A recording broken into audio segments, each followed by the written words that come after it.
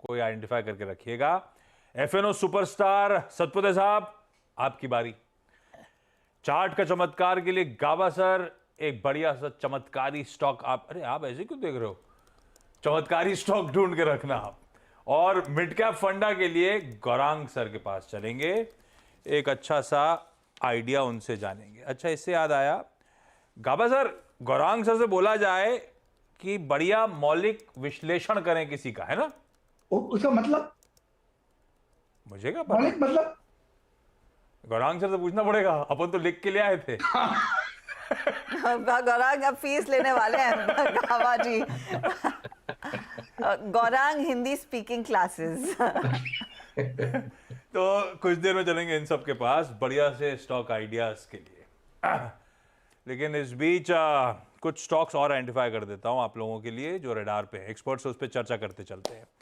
Ipca labs, जहां पे बढ़िया ऐसा लग रहा है लॉन्ग्स बिल्डअप हो रहे हैं, क्योंकि मेरे ख्याल से 16%, हाँ 16% ओआई में जंप है, 1.25% के आसपास वायदा में इप्का लैब्स मजबूत है। ऐसे में मानस, चार्ट्स पे कैसा प्लेस इप्का? देखिए, इप्का लैब आज मॉर्निंग में सबसे पहला रिकमेंडेशन मैंने दिया था और उसके टारगेट 1425 के आसपास के थे, वो अचीव हो गए हैं और वहां पर एक छोटी सी प्रॉफिट बुकिंग देखने को मिली है। लेकिन कहीं पर भी रिवर्सल का साइन नहीं है। तो अगर आप एक पोजिशनल ट्रेडर है तब तो आप बिल्कुल बने रह सकते हैं 1359 के स्टॉप लॉस के साथ। लेकिन अगर आपने 1 से 2 दिनों का ट्रेड लिया है तो आप एक स्टॉप लॉस बहुत पास में लगा के रखिए 1390 का। अगर 1390 ब्रेक होगा तो आपको एग्जिट करना पड़ेगा लॉन्ग पोजीशन से, अगर आपने 1 से 2 दिनों का ही ट्रेड लिया है तो।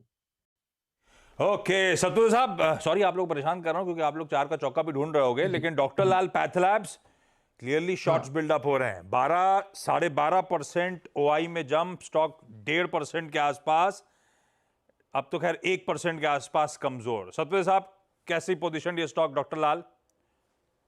आशीष जी, देखिए एक बात तो क्लियर है कि डॉक्टर लाल का जो स्ट्रक्चर है वो अच्छा है, लेकिन ओवरबॉट है और इसीलिए मुझे लगता है कि यहाँ पे थोड़ा बहुत प्रॉफिट बुकिंग हो सकता है। और एट द सेम टाइम जो आप कह रहे हैं बिल्कुल सही कहा आपने, यहाँ पे शॉर्ट भी बिल्ड हो रहा है।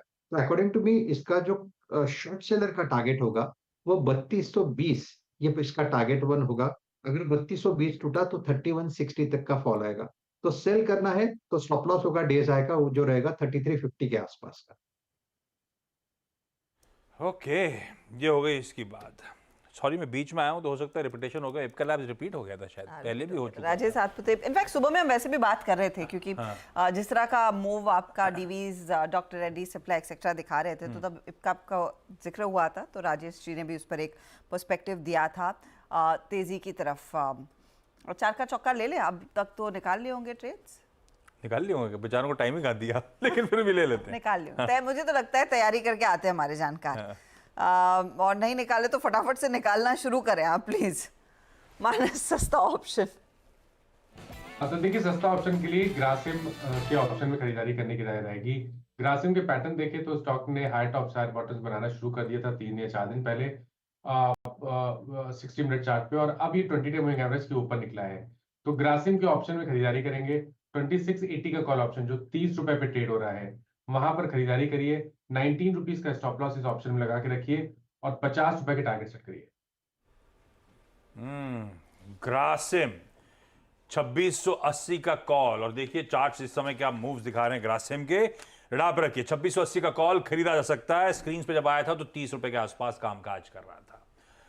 आज का बढ़िया सा एक वायदा ट्रेड के लिए, यानी कि एफएनओ सुपरस्टार के लिए सतपुते साहब के पास चला जाए। सतपुते साहब, क्या आइडेंटिफाई किया सर आपने? आशीष जी, बहुत क्लीन ब्रेकआउट मिला है, दैट इज एशियन पेंट। अगर आप एशियन पेंट का स्ट्रक्चर देखें तो सिमेट्रिकल ट्रायंगल ब्रेकआउट है इसका। अगर आप प्योर स्विंग ट्रेडिंग के हिसाब से भी देखें तो 3150 के ऊपर का बाय बनता है। फिलहाल ये कंसोलिडेट कर रहा है 3150 के ऊपर। सो 3130 का स्टॉप लॉस रखेंगे एशियन पेंट में और टारगेट सेट करेंगे करीबन 3200-3220 का। ओके, तो ये फिलहाल आपके लिए पहला ट्रेड सस्ता ऑप्शन के बाद आता हुआ एशियन पेंट पर अगला ट्रेड जो इस समय राजेश सातपुते दे रहे हैं। चार्ट का चमत्कार, गाबा जी आपकी तरफ आ रही हूँ मैं, बताइए। हाँ, जो स्टॉक मुझे पसंद है इस वक्त वो है हैवेल्स इंडिया। अब ट्रेड कर रहे हैं 1912 रुपए का, सिर्फ 12 रुपए का स्टॉप लगाना है 1900 का। Target of the upside logically 1950 होना चाहिए कल तक। तो हैवेल्स इंडिया पर ध्यान देना चाहिए on the long side. Havells India chart का चमत्कार गाभासर की तरफ से 1950 के लक्ष्य यहां पे नजर आएंगे। मिड कैप फंडा के लिए गौरांग सर के पास चला गया। गौरांग सर, आज का बढ़िया सा कोई मिड कैप फंडा आइडिया? तो आशीष, छोटी मझौली कंपनी है ये, आप ऐसे कह सकते हैं। मैं बात कर रहा हूँ निर्माण कार्य क्षेत्र से जुड़ी हुई कंपनी एनसीसी लिमिटेड। मौजूदा स्तर करीबन 312-315 के आसपास हो सकता है। नतीजे देखने के बाद और हमारे जो पहले लक्ष्यांक थे उसमें ऊपर की तरफ हमने परिवर्तन किया है और करीबन 375 के लक्ष्यांक हमने एनसीसी लिमिटेड पर बुनियादी स्तर के आधार पर निर्धारित किए और ये शायद उसका एक नया ऐतिहासिक जीवन का सबसे सर्वोच्च स्तर हो सकता है। एनसीसी लिमिटेड, ये है mid cap by idea Gaurang sir की तरफ से। क्विकली रैप अप कर देता हूं आज के सारे चार के चौके। सबसे पहले रडार पे था ऑप्शंस कॉल के तौर पे 2680 का ग्रासिम का ट्रेड मानस के द्वारा। 2680 का कॉल हमने बाय इनिशिएट करा, 30 पे करा है, 35 36 पे आ रहा है। ट्रेड बढ़िया ग्रिप पे, 19 का एसएल है, 50 के टारगेट्स के लिए हम अप्रोच कर रहे हैं।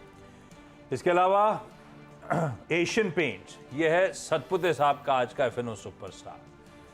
बहुत क्लीन सेटअप था, बहुत क्लीन ब्रेकआउट था उनके लिहाज से। 3130 का एसएल है, 3200 और 3220 के लक्ष्य। हैवेल्स इंडिया गाभासर का चार्ट का चमत्कार, 1900 का स्टॉप है, 1950 के लक्ष्य हैं। बढ़िया रिस्क रिवॉर्ड आपको आपकी स्क्रीन पे नजर आ रहा है। और फंडामेंटली कुछ अच्छा लग रहा है गौरांग सर को, तो वो है एनसीसी। 325 वाला स्टॉक 325 तक जाने की तैयारी कर रहा है। इन लेवल्स पे गिरावट पे एक्यूमुलेट करिए, एक बेहतरीन रिटर्न देने का दमखम रखेगा। ओके, तो ये चार का चौका